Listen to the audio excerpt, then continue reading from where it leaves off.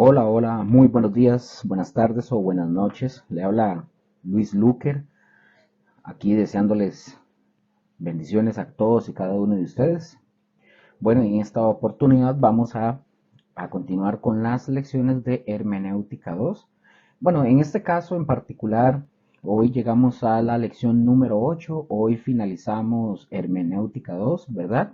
El curso está hecho para un bimestre, para 2 meses, entonces son 8 lecciones, 4 lecciones por semana y hoy finalizamos, repito, el curso de Hermenéutica 2, gracias al Señor. Entonces, vamos a seguir, vamos a continuar con la lección.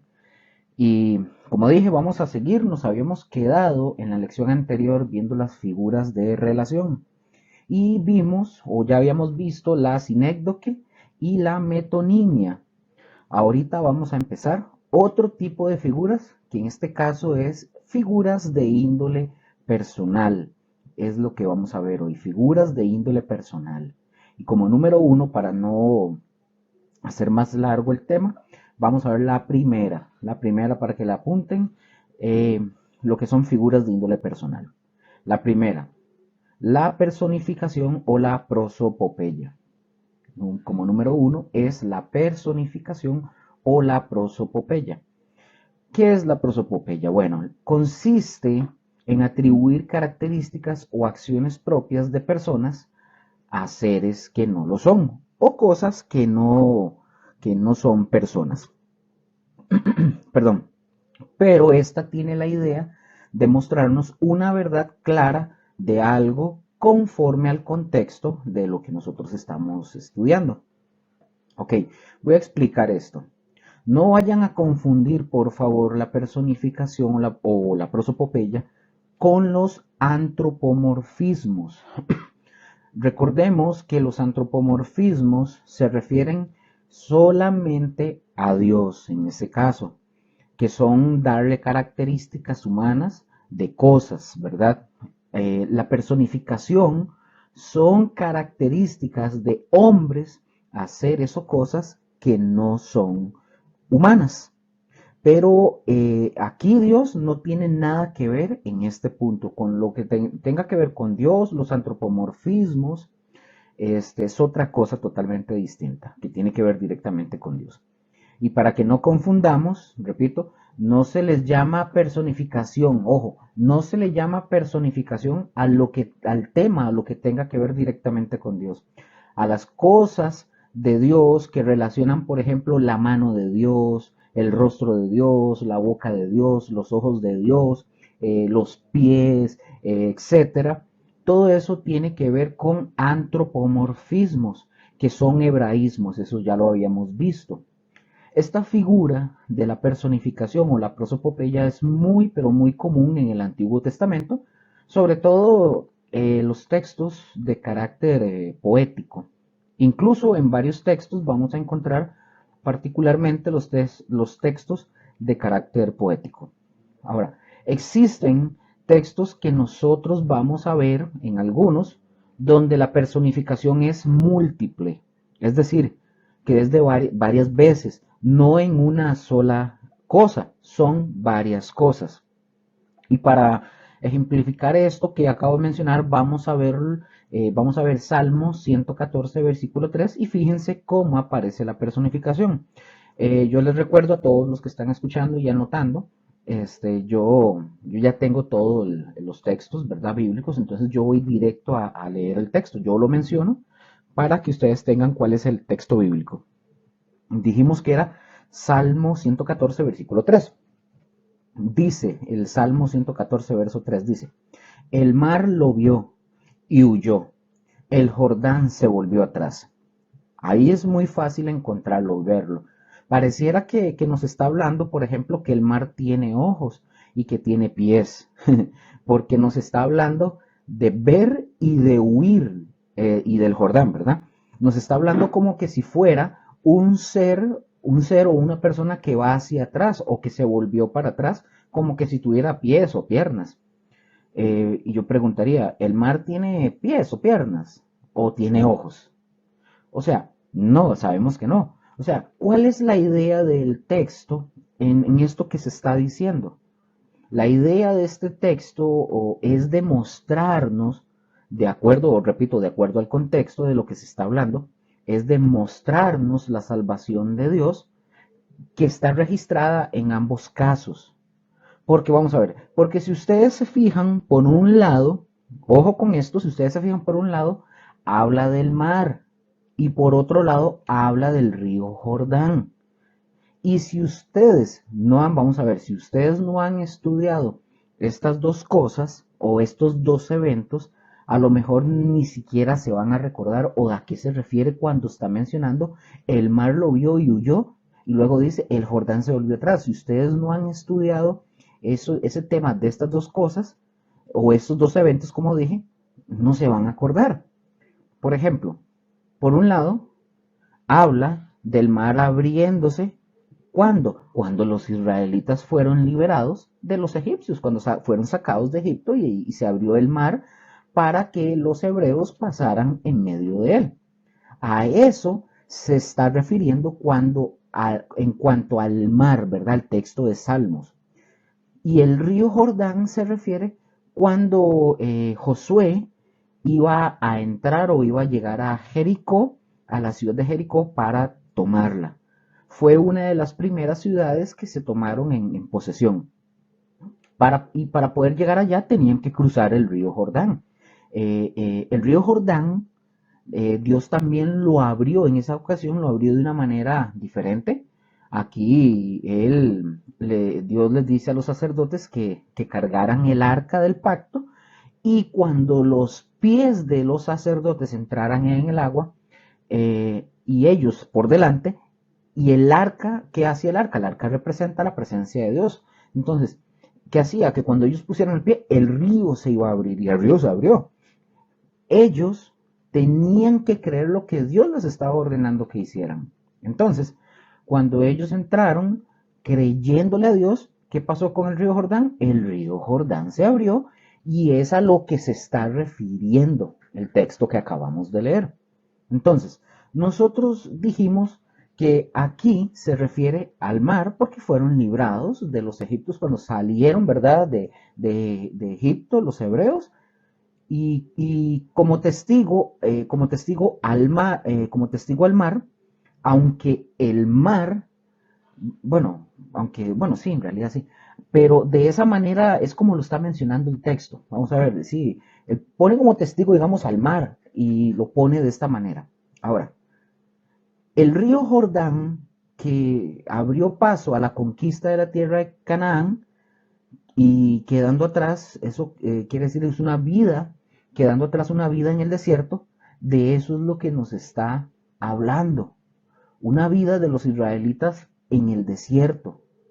Eso fue la vida que pasó, entonces eso es lo que nos está hablando también. Otro ejemplo que podemos ver, vamos a verlo en Romanos capítulo 8, versículo del 20 al 22. Romanos 8, 20, 22 dice, porque la creación fue sujetada a vanidad, no por su propia voluntad, sino por causa del que la sujetó en esperanza. 21. Porque también la creación misma será libertada de la esclavitud de corrupción a la libertad gloriosa de los hijos de Dios. Versículo 22. Porque sabemos que toda la creación gime a una y a una está con dolores de parto hasta ahora. Ahí si ustedes tienen sus Biblias, ahí lo van a poder ver. Si ustedes se fijan ahí en el lenguaje de la personificación. Ahí está hablando como si, vamos a ver, como si la tierra o la creación tuviera boca y estuviera gimiendo. Porque cuando se oye cuando se oye la palabra gemir, ¿a qué se refiere eso? Bueno, es una persona que está gimiendo con su boca, si ustedes saben, y cuando uno está dando algún tipo de dolor o gimiendo es con la boca. Luego dice que está con dolores de parto, como que si tuviera un vientre como de una mujer, como de una mamá. Entonces, a esto es a lo que se le llama personificación o prosopopeya. Ahora, ¿Qué nos está dando a entender aquí el texto? En palabras sencillas, a esto se le llama, repito, personificación o prosopopeya. Ahora, ¿qué nos da a entender otra vez? ¿Qué nos está dando a entender? Y otra vez en palabras sencillas, lo que nos está diciendo Romanos 8 del 20 al 22 es que la creación fue sujetada a la corrupción del hombre por causa de su pecado. Y esta esta creación ha sufrido los estragos de la corrupción. Pero, hay un pero que será liberada y transformada, que es lo que nos está dando a entender como una promesa de Dios, que la tierra será libertada y transformada cuando sea la glorificación de los hijos de Dios. Y recordemos que en la glorificación es el final, donde todos los creyentes vamos a ser transformados en espíritu, alma y cuerpo. ¿Qué quiere decir? Que ya nosotros no vamos a tener nada que ver con el pecado, entonces ya nosotros no estamos sujetos a la corrupción, porque ya fuimos librados de esa corrupción y ahí estaba una promesa de liberar y de transformar la tierra. Ok, seguimos. Entonces recordemos que la Biblia nos habla de un cielo nuevo y una tierra nueva. A eso es a lo que se está refiriendo, es decir, que va a haber un cielo nuevo y una tierra nueva, donde la tierra va a ser liberada y transformada, como dijimos ahorita, de toda la corrupción. Pero ahí otra vez está la personificación o la prosopopeya. Otro ejemplo, vamos a otra vez al libro de Salmos, capítulo 19, versículos del 1 al 2, que dice: los cielos cuentan la gloria de Dios y el firmamento anuncia la obra de sus manos. Versículo 2. Un día emite palabra a otro día y una noche a otra noche declara sabiduría. Otra vez, ahí está. Como si los cielos hablaran. Como si un día tuviera boca y hablara a otro día. O como que si una noche de igual o la misma manera, pero no es así. Recordemos, esta es una personificación o es una prosopopeya. Y Luker, ¿cuál es la idea en estos versos del Salmo 19, del versículo 1 al 2? Bueno, lo que nos enseña es que los cielos y el día en general son una dramática evidencia de la existencia de Dios. Es lo que nos está dando a entender. Vamos a ver, es el lenguaje que resalta esas cosas. Ideas como en este caso es vamos a ver, de resaltar la evidencia de la existencia de Dios de una manera pero dramática, de la creación, ¿verdad? De su poder, de su amor, lo cual es el diseño de Él, de su sabiduría. En palabras sencillas, nos habla del gran creador que es Dios. De eso nos está hablando. Ahora, vamos a ver. Yo no sé si ustedes pueden ver cómo todo el lenguaje en la Biblia tiene un punto interesante. Un punto interesante. Y qué bueno, y es bueno entender todo esto. Esto es interesante y es muy bueno poder entenderlo. Vamos a ver otro versículo, igual ahí en Salmos. Salmos 77, versículos 16 y 18. Y si ustedes prestan mucha atención, la mayoría de textos que o hasta el momento hemos leído, no aparece una sola personificación, sino que aparecen varias. Hay varias, no es solamente una. Dice Salmo 7:7, del 16 al 18, dice: te vieron las aguas, oh Dios, las aguas te vieron y temieron. Los abismos también se estremecieron.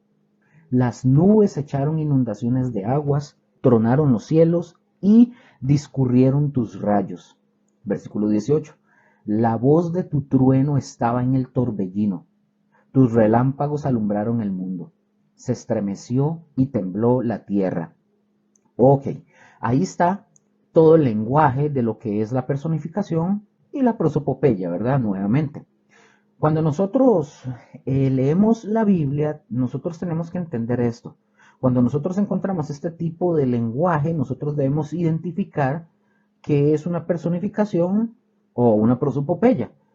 y busco con esto lo que es la definición, el significado.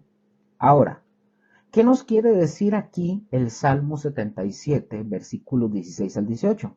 Bueno, estas expresiones son para mostrarnos a nosotros el gran poder que Dios tiene. Es para eso, el gran poder que Dios tiene. Una vez más, nos está hablando de la liberación del pueblo de Egipto y del cruce por el desierto. Por ejemplo, Dios los liberó con una facilidad abriendo el Mar Rojo, pero también los protegió en el desierto con una nube. No sé si ustedes recordarán esa escena.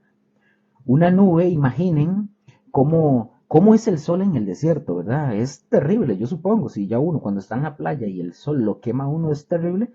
Imagínate, nadie podría sobrevivir 40 años en el desierto como lo hizo el pueblo de Israel. Eso es algo imposible. Pero recordemos que para Dios no hay nada imposible. Y cuando nosotros entendemos este tipo de cosas, pues es asombroso porque vemos cuán grande es Dios, el cuidado aún en esa la protección. Cuando ustedes y yo entendemos esto, lo entendemos para nuestra propia vida y sabemos qué tan cuidadoso y qué poderoso que es Dios, el Dios que nosotros tenemos, que no nos va a dejar, a menos que nosotros seamos unos necios y no confiemos en Él. Ahí sí, obviamente.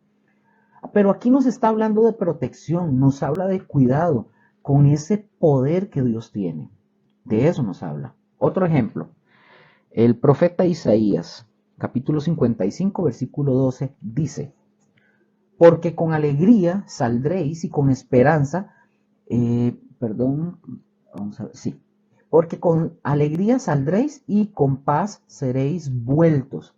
Los montes y los collados levantarán canción delante de vosotros, y todos los árboles del campo darán palmadas de aplauso.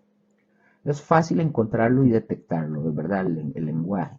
Otra vez, aparece aquí la prosopopeya, ¿verdad? La personificación. Aquí lo dice como que si los montes tuvieran boca y que cantaran así, ¿verdad? Como expertos.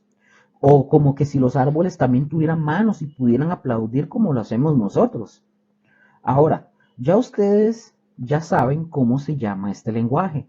Es la prosopopeya o la personificación, que recordemos que son expresiones como que si fueran humanas, dadas a cosas o seres que no son humanos, como en el caso que acabamos de leer. Ahora, por ejemplo, aquí, ¿qué significa esto que nos habla Isaías? Bueno, aquí nos está hablando de una manera simbólica del gozo que tiene la creación por la obra redentora de Dios, por el reino establecido de Cristo. Eso es lo que nos está diciendo. Cuando nos dice, por ejemplo, cuando nos dice la Biblia que Cristo va a establecer, perdón, cuando nos dice la Biblia que Cristo va a establecer su reino en la tierra. Bueno, la palabra también nos enseña eso, y es cuando Él regrese, porque sabemos que va a regresar. Y va a regresar, no sé, ¿verdad? Si ya ustedes han estudiado esto, Él regresará como cuando vino, como un bebé en un pesebre, humilde, así, como un ser humano nacido. No, no. Ya Él no va a regresar así. Él va a regresar como el Rey de Reyes y el Señor de Señores. ¿Y qué va a hacer? Va a someter a todos sus enemigos debajo de la planta de sus pies. ¿Y qué va a hacer? Va a establecer en la tierra un reino por 1000 años de paz, lo que le llamamos el milenio. Cuando esto suceda, nos habla del gozo que se va a experimentar en toda la creación, es decir, los animales, porque ya no los van a estar matando, como se hace hoy en día. No los van a estar acabando con todo este tipo de cosas que hay, matando animales, contaminando, ya no. Ahora, imagínense los peces y los animales marinos que nosotros mismos nos estamos acabando, las especies, en fin, lo que dice Isaías es que todo eso va a desaparecer y la creación habla de un regocijo, aunque este regocijo no es, repito, no es como el de nosotros, de alguna forma, ¿verdad? Ahora, pensemos, por ejemplo, en los ríos. En los ríos están sumamente contaminados. Por cierto, vi un video de una de las ciudades en Bangladesh que es un basurero. O sea, básicamente es un asco como viven ahí. O sea, basuras, pero montañas de basura. Es asqueroso el ser humano. O sea, los ríos contaminados. Por eso les digo, pónganse a pensar, por ejemplo, los ríos contaminados. Cómo están de contaminados, sucios, hediondos. Usted no puede ni nadar ni beber agua de ahí. Ahora imaginémonos cuando venga el Señor. Esos ríos contaminados van a desaparecer y ahora van a volver a ser cristalinos cuando Él regrese. El, el, el, el, el hombre, es que aquí donde tengo la lección, tengo unas faltas ortográficas, entonces las voy corrigiendo. Entonces, por aquello, el hombre en ese momento ya no los va a volver a contaminar, gloria a Dios por eso. Ahora, Luker, ¿y cómo vamos a hacer con nuestros desechos humanos? Bueno, pues yo no sabría decirles qué va a pasar, la verdad, pero lo que sí les puedo decir es que va a ser mucho mejor que en ese tiempo, va a ser mucho mejor que en el tiempo que estamos viviendo. Nada va a estar contaminado, ni siquiera vamos a tirar basura. Así que si usted no lo hace hoy, si usted no lo hace hoy y usted no aprende hoy a no tirar basura, porque un día no nos van a dejar tirar basura. Así que mejor acostúmbrese desde ya a no hacerlo, a no contaminar, a ser organizado, a no tirar la basura donde no corresponde. Y si usted no lo hace, les quiero decir que un día no lo van a dejar a usted y a mí a tirar basura, ni que desperdiciemos el agua, mucho menos, ¿verdad? Se va a acabar la corrupción en el hombre. Van a haber 1000 años de paz. En fin, en fin. Vamos a, vamos a Primera de Corintios 15:55 y seguimos. Y vean aquí el lenguaje. Primera Corintios 15:55 dice: ¿Dónde está, oh muerte, tu aguijón? ¿Dónde, oh sepulcro, tu victoria? Una vez más, está dándole una personificación a algo que no lo tiene. Pero, ¿qué nos está diciendo el texto con esta personificación o prosopopeya? Nos está hablando que gracias a Jesús, la muerte ha dejado de ser una fuente de temor. Porque ya Cristo la venció ojo, ya Cristo la venció y será vencida por todos los que hemos creído en Jesucristo. Yo no sé si ustedes se acuerdan cuando Jesús le dijo a Pedro, le dice: sobre esta roca edificaré mi iglesia y las puertas del Hades no prevalecerán contra ella. Y aquí el Hades se refiere precisamente a la muerte. Aquí Pablo, en la carta a los Corintios, lo que está confirmando es la misma palabra de Jesús, diciéndonos claramente en un lenguaje de personificación que la muerte va a ser vencida por todos nosotros. Un día Cristo nos va a resucitar como Él ya resucitó de entre los muertos. Bueno, vamos a ver, vamos a otro ejemplo y el último de la prosopopeya, Salmo 85, versículos del 10 al 12. Oigan, y que quede muy claro lo que es la personificación o la prosopopeya. Y ojo, si ustedes no repasan sus notas o apuntes, si no practican esta clase por lo menos una vez al año, aunque ya la haya escuchado, no van a poder aprender. Esta clase hay que practicarla. Eso se los vuelvo a recordar. Vamos, Salmo 85, versículos 10 al 12 dice: la misericordia y la verdad se encontraron, la justicia y la paz se besaron. La verdad brotará de la tierra y la justicia mirará desde los cielos. Jehová dará también el bien y nuestra tierra dará su fruto.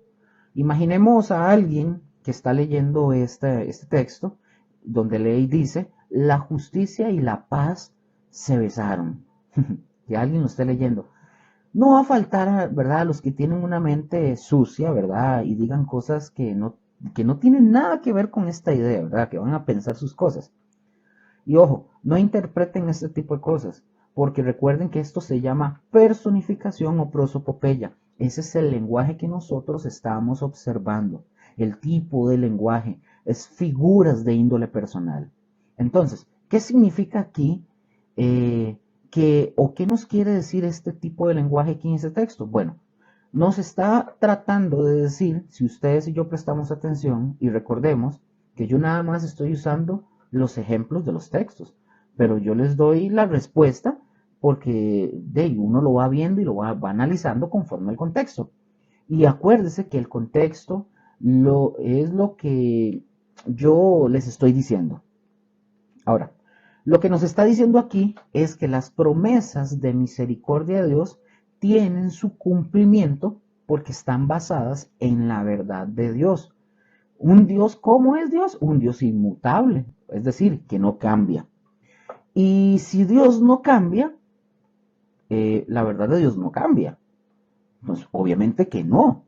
¿Las promesas de Dios cambiarán? Pues no, porque Dios no miente. Pero, por otro lado, por ejemplo, nos está hablando que la justicia de Dios, y pregunto, ¿quién es la justicia de Dios que nos revela el Nuevo Testamento? Pues Cristo, Cristo. Ahí tenemos la revelación del Nuevo Testamento que nos aclara todo esto. Así que la justicia de Dios, que es Cristo, ha traído paz a los que éramos enemigos de Dios. Y recordemos, Él nos reconcilió quitando la enemistad que había con Dios, obviamente por nuestros pecados. Pero también nos dice que la verdad será dada a conocer en la tierra. Y dice la verdad brotará de la tierra. ¿Eso qué quiere decir? Bueno, quiere decir que será dada a conocer en la tierra la verdad y la verdadera justicia. ¿De dónde desciende la verdadera justicia? Si es Cristo. ¿De dónde descendió Cristo? De Cristo descendió de arriba. Así es lo que está diciendo. Desciende del cielo, se está refiriendo a Cristo. Ahora, fijémonos bien. Nos habla del gobierno de Cristo en la tierra, que recordemos será un gobierno de paz y de bien, porque ese será el fruto de la tierra.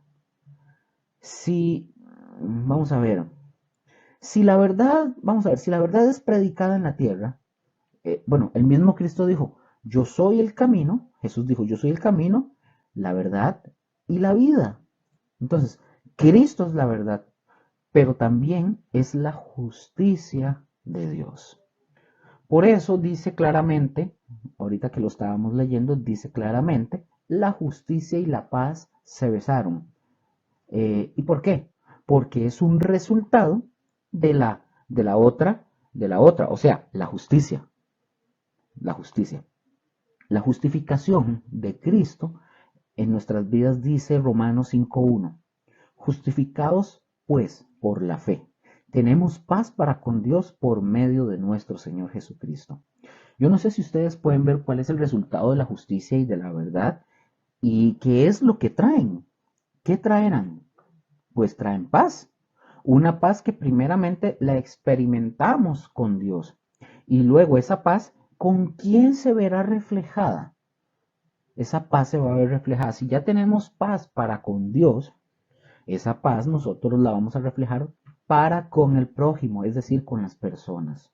Por ejemplo, y aplicándolo, yo no sé si a ustedes les ha pasado, que se recuerdan cómo eran ustedes en el pasado, ¿verdad? Que eran enemigos de Dios, no querían nada con Dios, detestaban todo con Dios.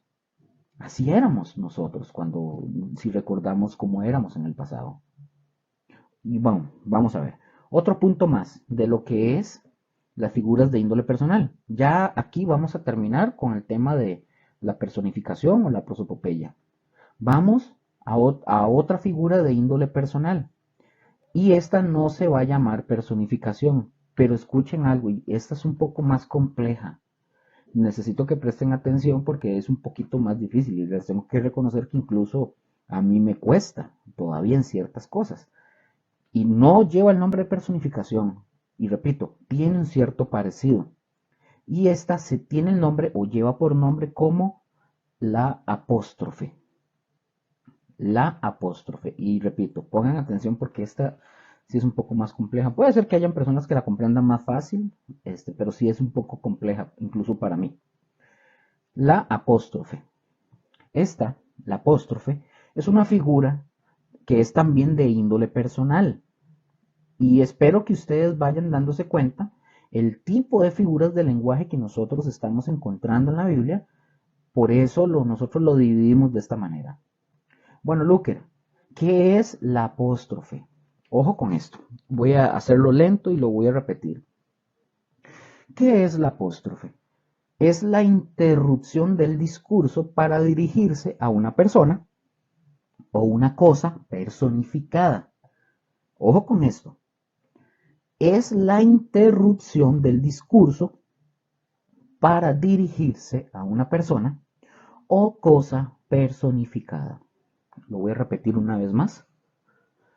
Es la interrupción, es la interrupción del discurso para dirigirse a una persona o cosa personificada. Si ustedes ven, es parecida, pero no es exactamente lo mismo a la prosopopeya. La apóstrofe dice que es una interrupción del discurso o de lo que se está hablando para dirigirse a una cosa, pero que nos da una idea en esta figura de aclararnos una verdad de un acontecimiento. Ojo, repito, es muy parecido, pero no es personificación. Vamos a ver un ejemplo. En el Salmo 114, versículos 5 al 6, ahí aparece un apóstrofe. Se está dando un discurso y de repente vean lo que sucede. Salmo 114, 5 y 6 dice: ¿Qué tuviste, oh mar, que huiste? ¿Y tú, oh Jordán, que te volviste atrás? Oh montes, ¿por qué saltasteis como carneros y vosotros collados como corderitos? Ok, vamos a ver, ¿cuántos apóstrofes vemos aquí? Y son 4. Hay 4 apóstrofes. Son el mar, el Jordán, los montes y los collados. Repito, son 4 apóstrofes que vemos aquí. Es el mar, el Jordán, los montes y los collados. Y fíjense bien, voy a tratar de un poquito lento para que lo puedan captar. Fíjense bien, estas personificaciones, en este caso, que recuerden que le llamamos apóstrofes, se usan para resaltar la grandeza de la presencia de Dios. En cada caso resalta la grandeza de la presencia de Dios que actúa de una manera poderosa. Por ejemplo, si hablamos del mar, que ya lo mencionamos, Dios abrió el mar rojo. Y si hablamos del río Jordán, Dios también abrió el río Jordán. Pero, ¿qué pasa de los montes? ¿Qué podemos decir de los montes? Bueno, cuando está hablando de los montes y los collados, ¿qué está haciendo alusión en esto? Está haciendo alusión a la manifestación de la presencia de Dios en el monte Sinaí y de cómo se manifestó Dios en ese momento. Y recordemos que en ese monte o en el monte Sinaí manifestó Dios su presencia y recuerden que habían truenos, rayos y desde ahí Dios le habló al pueblo y le habló a Moisés con una voz, ojo, audible de una manera o de una forma que el pueblo pudiera escuchar, es decir, el pueblo la escuchaba. Pero también en el monte o en los montes y en los collados fue donde el pueblo de Israel recibió la ley de Dios. ¿Dónde le dio Dios las leyes al pueblo de Israel? Bueno, cuando Moisés descendió del monte, a eso es lo que se está haciendo la referencia. Pero Pero recordemos que a estas se les llama apóstrofe, con la idea de aclararnos una verdad sobre un acontecimiento. Vamos a ver otro ejemplo. Vamos a ver otro ejemplo, porque lo mejor es verlo con ejemplos. Jueces, Jueces 5, el libro de Jueces, capítulo 5, versículo 3 al 5, y después brincamos al 31. Recordemos, este es el canto de la jueza Débora, después de la victoria que Dios les dio a Débora y a Barak. Dice, versículo 3 hasta el 5 dice, oíd reyes, escuchad príncipes, yo cantaré a Jehová, cantaré salmos a Jehová, el Dios de Israel. Cuando saliste de Seir, oh Jehová, cuando te marchaste de los campos de Edom, la tierra tembló y los cielos destilaron y las nubes gotearon aguas. Versículo 5. Los montes temblaron delante de Jehová, aquel Sinaí delante de Jehová Dios de Israel. Ahora vamos al versículo 31 y dice, así perezcan todos tus enemigos, oh Jehová, mas los que te aman sean como el sol cuando sale en fuerza. Y la tierra reposó 40 años. ¿De qué nos está hablando esto? Bueno, eso habla del tiempo de esta jueza llamada Débora. Pero en el versículo 31 ya nos aclara. ¿De quién está hablando las apóstrofes en este momento?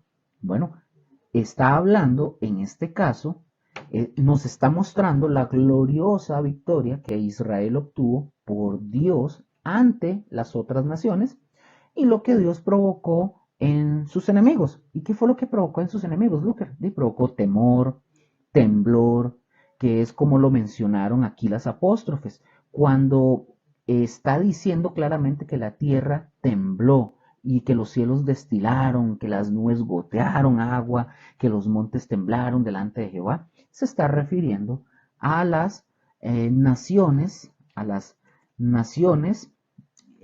naciones enemigas de Israel. A eso se está refiriendo. Y en este caso se está refiriendo a personas, porque se está refiriendo a naciones.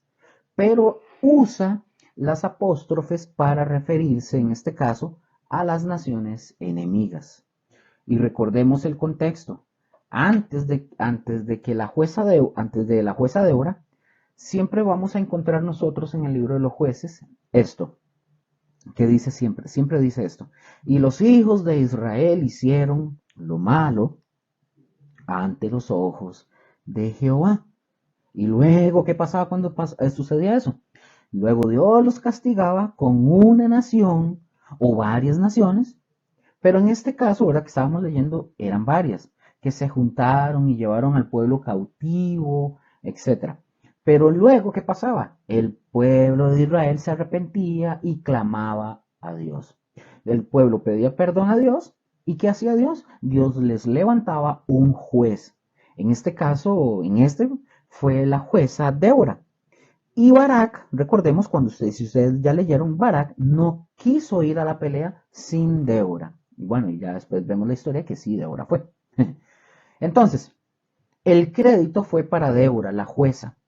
¿Cuánto duró Débora como jueza? Duró 40 años, porque lo dice el mismo texto. Dice en el versículo final, en el versículo 31 dice, y la tierra reposó 40 años. ¿Qué quiere decir? Que por 40 años vivieron haciendo la voluntad de Dios como debían de hacerlo con esta jueza.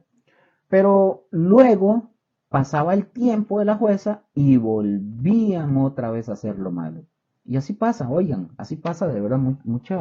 Mucha gente no hace lo correcto para toda la vida. Pero recordemos, se refiere a esas naciones. Principalmente por eso habla al final y les leí el verso 31 porque este es como la aclaración de a quién se está refiriendo las apóstrofes. Cuando dice, así perezcan todos tus enemigos, oh Jehová. En este caso, a eso se está refiriendo a los enemigos, los que temblaron y los que tuvieron temor. En ese caso está hablando de eso. Vamos a ver ahora Isaías capítulo 14, versículo 8 al 9. Este es otro ejemplo. Hay mucho, y hay mucho de esto. Y nos quedan ahorita, digamos, dos ejemplos. Y luego, si es que nos da, pasamos a otra cosa, si nos da el tiempo. Pero la cosa es nada más entender y poder diferenciarlas. Ambas, recordemos, son figuras de índole personal. Una, recuerden que era la personificación, la prosopopeya. La otra es una apóstrofe, es apóstrofe. Pero las dos son lenguajes diferentes. Una que se está refiriendo a alguien y la otra porque se está mencionando como que si fuera un humano o de una enseñanza como si fuera una persona o cosa. Bueno, Isaías 14 del 8 al 9 dice, Isaías 14, 8 y 9 dice, aún los cipreses se regocijaron a causa de ti, y los cedros del Líbano diciendo, desde que tú pereciste, no ha subido cortador contra nosotros. El Seol abajo se espantó de ti, y despertó muertos que en tu venida saliesen a recibirte. Hizo levantar de sus sillas a todos los príncipes de la tierra, a todos los reyes de las naciones. Ok. Recuerden que todo esto es un lenguaje figurado. Recuerden que así se llamó desde un principio. Lenguaje figurado. Aquí, aunque son figuras, por eso le llamamos de diferentes tipos de figura, aquí es la apóstrofe. Es un tipo de lenguaje figurado, pero que se llama apóstrofe. Bueno, Luker, ¿de quién está hablando aquí el texto? Bueno, les respondo. Aquí está hablando, en primer lugar, del gran regocijo del pueblo de Israel ante la derrota. Y recordemos que yo les estoy diciendo esto porque el contexto está hablando de eso. Y el contexto es importante. Nos está hablando de la derrota de Babilonia, cuando Israel fue liberado del reino de Babilonia, y lo está expresando a través de la naturaleza. ¿Dónde? Cuando dice los cipreses, cuando dice que los cipreses se regocijaron. ¿Y, y de quién está hablando Luker? Está hablando justamente del pueblo de Israel. Los cedros del Líbano, ¿de quién está hablando? De Israel también. Además, se menciona, y si ustedes prestan atención, cuando habla de los muertos que despertaron, aquí se menciona la invisible morada de los muertos y algunos de sus habitantes, que en otros tiempos, digamos, eran monarcas, gobernantes, que están representados mediante esta apóstrofe, que estaban así como atónitos, es decir, como sorprendidos viendo al rey de Babilonia que es humillado y que también desciende a ellos. ¿Qué quiere? Vamos a ver. ¿Quién quiere estar en contra de Dios? Y yo creo que nadie, ¿verdad? Pero ojo, a mí me llamó poderosamente la atención cuando yo leí esto, que hasta los gobernantes que han abusado, que han hecho mal uso de su poder, que durante siglos han abusado de las personas, las han maltratado y las han matado. Y ojo, para que usted no tenga en su mente esto, que en su mente que ellos van a ser exonerados o van a salir impunes ante los ojos de Dios, no, eso no va a pasar con ellos. Y eso es lo que está manifestando aquí el texto, que todos los monarcas que ya están ahí, dice que le dieron la bienvenida al rey de Babilonia. Eso es una figura y recordemos que es figurado, porque después alguien no puede, o sea, siempre, o sea, no va a faltar, ¿verdad? No va a faltar alguien que pregunte y diga, ¿en el infierno les van a dar la bienvenida? Ay, por favor. Lo que yo le quiero dar a entender, que ustedes entiendan, es que es un lenguaje figurado que nos está dando a entender lo que va a suceder, como en el caso de este rey de Babilonia. ¿Qué pasó? Que Dios lo humilló y lo hizo descender a donde deben de descender los que no creen en Dios. Así de sencillo. Así de sencillo. Otro ejemplo, Deuteronomio, capítulo 32, versículos del 1 al 6, es el último porque el tiempo ya se me está yendo, y es el último en esta figura, ¿verdad? El apóstrofe. Dice, Deuteronomio 32, del 1 al 6, dice, escuchad cielos y hablaré, y oiga la tierra los dichos de mi boca. Goteará como la lluvia mi enseñanza, destilará como el rocío mi razonamiento, como la llovizna sobre la grama, y como las gotas sobre la hierba. Porque el nombre de Jehová proclamaré, engrandeced a nuestro Dios. Él es la roca cuya obra es perfecta, porque todos sus caminos son rectitud. Dios de verdad y sin ninguna iniquidad en él. Es justo y recto. La corrupción no es suya. De sus hijos es la mancha. Generación torcida y perversa. Versículo 6. ¿Así pagáis a Jehová, pueblo loco e ignorante? ¿No es él tu padre que te creó? Él te hizo y te estableció. Presten mucha atención aquí, vean bien. Aquí hay varias apóstrofes. Recordemos que son figuras de índole personal. Aquí Moisés usa las apóstrofes del cielo y la tierra para darle veracidad e importancia a lo que iba a decir en su cántico sobre la doctrina de Dios. Porque aquí Moisés habla, recuerden, aquí Moisés está hablando de la doctrina de Dios. ¿Y qué doctrina de Dios habla? Bueno, la gracia de Dios, habla de la misericordia de Dios, que ha traído salvación y vida. De eso es lo que nos está hablando justamente. Pero también está hablando a este pueblo que a pesar de todos sus privilegios, el pueblo, ¿qué hizo el pueblo? Desobedeció a Dios. Es decir, el pueblo tuvo el privilegio de ver todo eso, de ver que, Luker, la gracia de Dios, la misericordia de Dios. ¿Por qué? Vean lo que dice, vean el texto lo que dice. Escuchad, ya con esto finalizo. Escuchad cielos y hablaré, y oiga la tierra los dichos de mi boca.